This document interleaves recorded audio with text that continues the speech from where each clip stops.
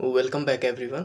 आज के इस वीडियो में हम डिस्कस करने वाले हैं कि शिक्षक हिंदी अर्थात हिंदी टीजीटी इसका प्रिपरेशन कैसे किया जाए। ठीक है, बुक लिस्ट क्या रहेगा, सोर्सेस क्या होंगे।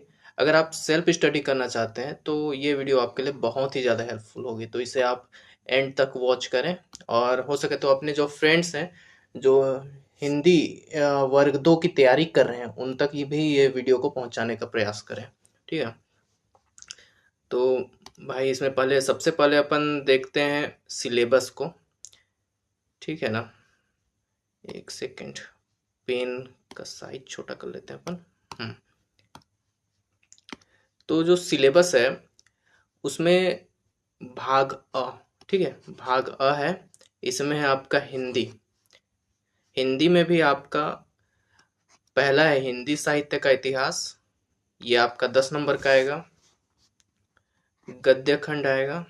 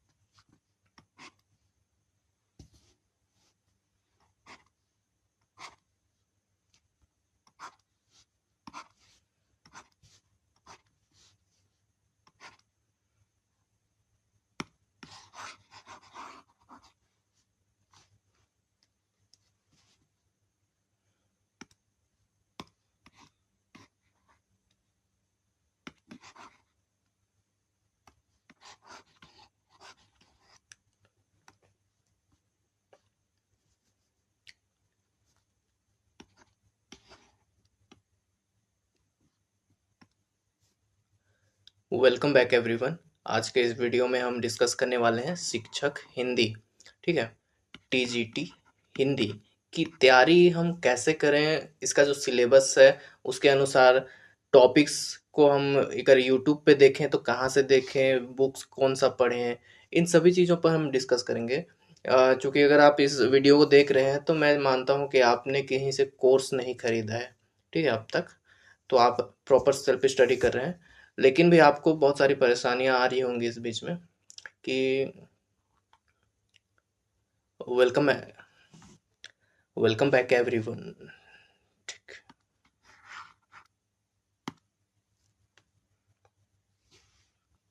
Welcome back everyone.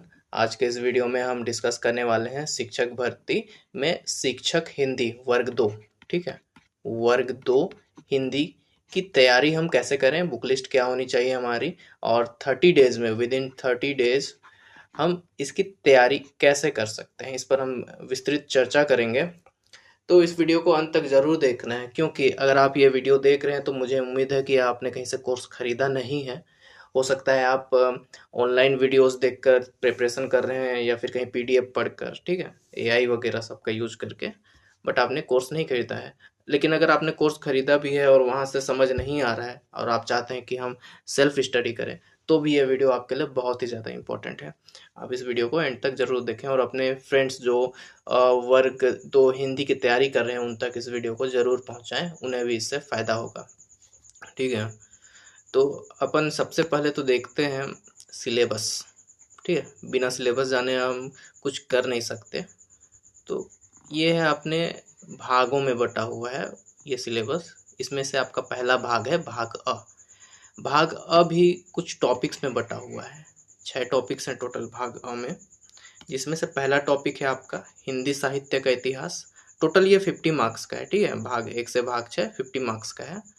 तो पहला है हिंदी साहित्य का इतिहास, दूसरा गद्य खंड, तीसरा पद्य खंड, चौथा हिंदी भाषा का व्यवहारिक व्याकरण, पांचवा हिंदी भाषा शिक्षण, छठवां है छत्तीसगढ़ी भाषा एवं साहित्य। मैं ये भी बताऊंगा कि इन सिलेबस के टॉपिक्स को कैसे हम पढ़ेंगे ताकि कम से कम समय में ज़्यादा से ज़्यादा चीज़ें हमें प्राप्त हो सके, मिल सके। ठीक है, और फिर देखते हैं अपन भाग ब। भाग ब में है आपका बाल विकास एवं शिक्षा शास्त्र। भाग स में है भाषा ज्ञान एवं सामान्य अध्ययन। तो ये टोटल मिला के आपका 100 मार्क्स का होता है, जिसमें भाग सा जो भाषा ज्ञान है और सामान्य अध्ययन ये आपका 35 मार्क्स का है। CDP आपका है 15 मार्क्स का, और ये अपना छोटा छोटा है 5 नंबर, 10 नंबर, 15 नंबर वाला। तो इसमें सबसे ज़्यादा मार्क्स आपके हैं हिंदी भाषा का व्यावहारिक व्याकरण, मतलब ये आपका ग्रामर जो पोर्शन है, ये केवल इकलौता ग्रामर पोर्शन ही आपके 15 मार्क्स के हैं। उसके बाद सबसे ज़्यादा मार्क्स में आपके आएंगे हिंदी साहित्य का इतिहास, और 10 मार्क्स का है हिंदी भाषा शिक्षण 10 मार्क्स का। बाकी सबका गद्य खंड, पद्य खंड और छत्तीसगढ़ी भाषा एवं साहित्य वो 5 मार्क्स के हैं। तो ये उतना ज़्यादा वेटेज नहीं है, बट है, तीनों को मिलाएंगे तो 15 मार्क्स हो जाएगा। ठीक है, तो अपन सबसे पहले तो बुक लिस्ट देख लेते हैं एक एक करके। ठीक है, तो ये जो हिंदी वाला सेक्शन है, हिंदी साहित्य का इतिहास से लेकर छत्तीसगढ़ी नहीं, हिंदी भाषा शिक्षण तक, ये आपका प्रॉपर हिंदी का ही आता है। ठीक है, उसके बाद ये छठवां वाला आपका छत्तीसगढ़ी से रिलेटेड है, छत्तीसगढ़ का। तो आप हिंदी साहित्य का इतिहास के लिए दोनों में से कोई 2 बुक बताऊंगा, दोनों में से आप कोई सा भी एक यूज कर लेंगे। हिंदी साहित्य का इतिहास आपको विनय कुमार पाठक, ठीक है, विनय कुमार पाठक की हिंदी बुक में आपको मिल जाएगा ये टॉपिक, तो वहाँ से आप कर सकते हैं। ठीक है, इसके अलावा विनय कुमार पाठक के बुक में और क्या मिल जाएगा आपको, हिंदी भाषा का व्यवहारिक व्याकरण। ठीक है, ये व्याकरण और हिंदी साहित्य का इतिहास, ये दोनों विनय कुमार पाठक के हिंदी वाले बुक में मिल जाएगा। अब अगर आप एक कंप्लीट एक ही पब्लिकेशन का बुक चाहते हैं, अलग अलग पब्लिकेशन का बुक ना पढ़ के केवल एक ही पब्लिकेशन का बुक पढ़ें, तो उसके लिए हिंदी के लिए अब तक का सबसे बेस्ट, ठीक है, सबसे इम्पोर्टेंट और सबसे समग्र ऐसा बुक एक ही है मेरे जानकारी में, वो है आपका दृष्टि IAS। ठीक है, दृष्टि IAS का हिंदी वाला बुक।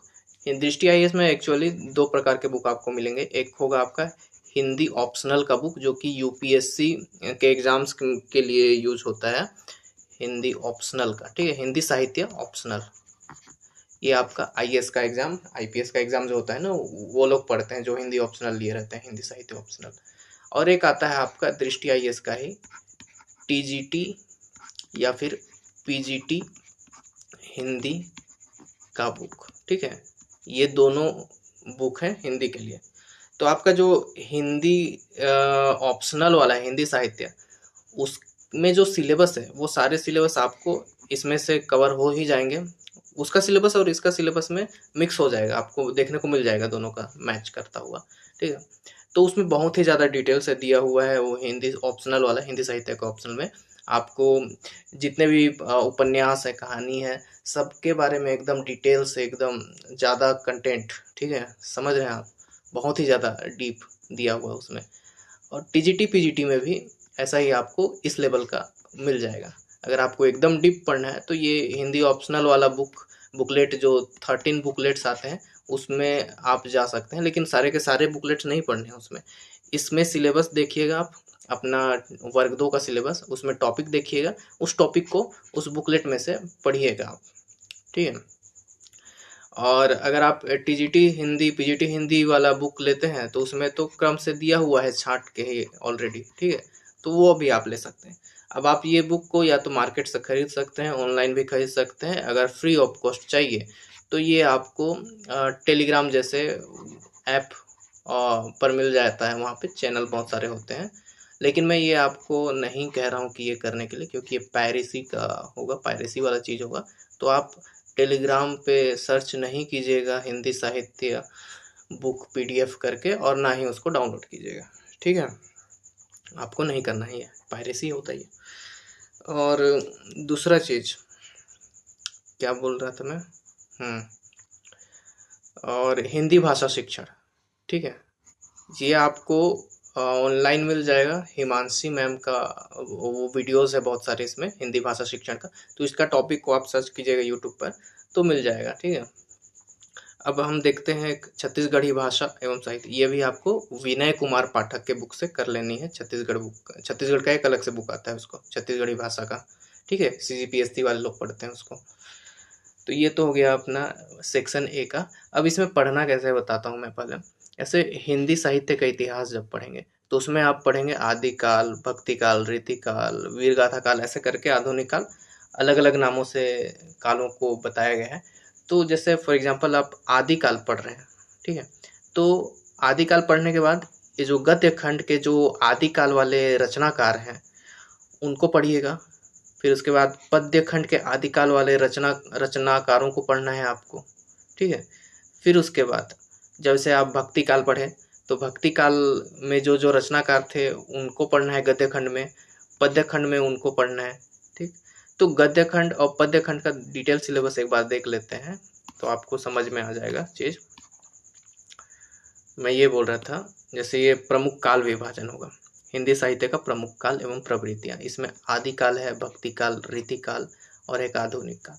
तो आदिकाल में कुछ रचनाकार हुए होंगे जो गद्य खंड के अंदर में कहानी, नाटक, एकांकी, निबंध, संस्मरण, रेखाचित्र, ये सब में कोई ना कोई चीज वो लोग लिखे होंगे, रचना किए होंगे। तो जैसे आप आदिकाल पढ़ लेंगे तो उसके बाद इसमें से छांट के उनको पढ़ लेना है आपको। फिर वैसा ही आपका जो पद्य खंड है इसमें तो दे ही दिया है आदिकालीन कवि एवं उनकी रचनाएं, तो आदिकाल पढ़ने के बाद आपको ये वाला टॉपिक पढ़ लेना है, ठीक है। फिर वैसे ही भक्ति काल पढ़ने के बाद इसमें से जो जो भक्ति काल वाले रचनाकार हैं उनको पढ़ लेना है आपको, उनकी रचनाओं को। फिर इसमें भक्ति काल ऑब्वियसली दिया हुआ है, सगुण, निर्गुण, सूफी, काव्य, तो इन्हें आपको पढ़ लेना है। अब ये नहीं करना है कि एकदम डिटेल जाके कहानी, उपन्यास वगैरह पढ़ने लगे, समय कम है। आपको सिंपली करना है क्या है, रचनाकार का नाम याद रखना है, ठीक है, 5 नंबर का है, ज़्यादा डीप नहीं पूछेगा। रचनाकार का नाम याद रखना है और उसकी कौन सी रचना थी और ये रचना किस काल की थी। इतनी चीज़ें आप प्रायोरिटी पे रखिए, पहला काम कीजिएगा, ठीक है। फिर दूसरा काम ये है, जो फेमस, इसका जो प्रसिद्ध रचनाएं हैं ना इस काल की, उस काल में जो फेमस रचनाएं हैं तो कुछ डायलॉग्स होते हैं, ठीक है। अगर एग्जाम में पूछ देता है ये डायलॉग किस रचना का है, किस उपन्यास का है, किस कहानी का है, या फिर किसकी कहानी का है, ठीक है। तो आपको करना ये है, जो फेमस रचना है फॉर एग्जांपल गोदान, तो गोदान का आप समरी वीडियो देख लीजिएगा वो यूट्यूब पे, ठीक है। उसमें क्या है, आपको समराइज करके बता देगा कि एक्चुअली उस उपन्यास में है क्या। तो जब आप एग्ज़ाम में कोई स्टेटमेंट देखेंगे तो आप एकदम से ब्लैंक नहीं हो जाएंगे उस टाइम पे। आपको डायलॉग्स और कोई भी कॉन्टेक्स्ट देख के ना समझ में आ जाएगा कि ये किस उपन्यास का हो सकता है। तो उसके बाद आपको क्या करना होगा, जो 4 ऑप्शंस आएंगे ABCD, उसमें से एलिमिनेट करके आप आंसर तक पहुंच सकते हैं। तो ये आपको करना पड़ेगा, क्योंकि आज हो गया 15 अगस्त हो गया है और 15 दिन इधर बचा है, ठीक है। सितंबर पूरा 35 दिन हो गया, 45 हो गया, और 45 उधर 20, कितना हो गया, 65। तो आपको लगभग 70 दिन बचा है। 70 दिन में अगर आप उपन्यास पढ़ने बैठे तो फिर हो गया काम आपका खत्म, ठीक है।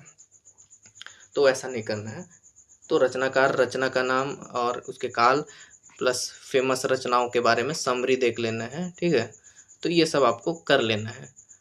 और जो कैरेक्टर्स हैं, इन रचनाओं के पात्र होंगे, ठीक है। जैसे गोदान में धनिया होगा, होरी, ठीक है, धनिया, होरी, इन सब का नाम आपको एक कॉपी में लिख लेना है अलग से, और उनको याद करते हुए जाना है कि इस रचना में ये पात्र थे, ठीक है।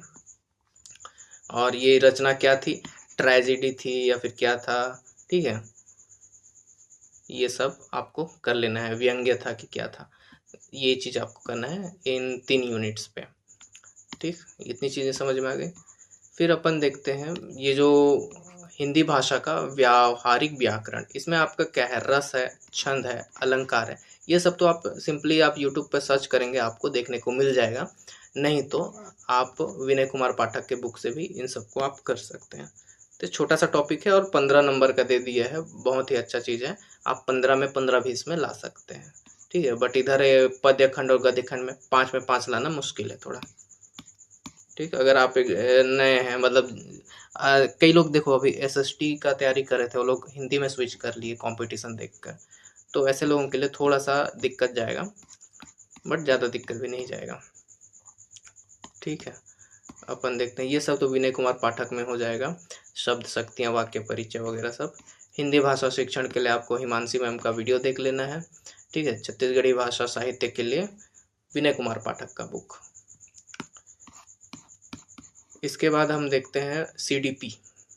सीडीपी में क्या है, 3 यूनिट्स हैं। बच्चे का विकास, ठीक है, इसमें विकास की अवधारणा, सीखने से संबंध, एटसेट्रा एटसेट्रा है, बहुत सारा सब टॉपिक सही है। ठीक है, इनको क्या करना है आपको, हिमांशी मैडम का ही वीडियो आता है, उससे आप कवर कर लेंगे। मैं भी इस चैनल पर वीडियो डालूंगा अभी, तो उससे भी आप कवर कर सकते हैं, आप कहीं से भी कर लीजिए। ठीक है, जैसे आप सर्च कीजिएगा विकास की अवधारणा एवं उसका सीखने से संबंध, तो आपको वीडियो मिल जाएगा। एक चीज़ अनाउंस कर देता हूँ वीडियो के बीच में, एक मेंटरशिप प्रोग्राम है। ठीक है, मेंटरशिप प्रोग्राम में आपको क्या मिलेगा, जितने भी टॉपिक्स के वीडियोस हैं यूट्यूब पे आप खोजेंगे, बहुत सारा भटक जाएंगे, इतना सारा वीडियो किसको देखूं किसको नहीं करके। तो हमारा जो एंड्रॉयड ऐप है उसमें इन सभी वीडियोस को, जो बेस्ट वीडियोस हैं टॉपिक वाइज अलाइन कर दिया जाएगा, उसमें आप देखेंगे, और नोट्स भी साथ में प्रोवाइड कर दिया जाएगा उस टॉपिक का।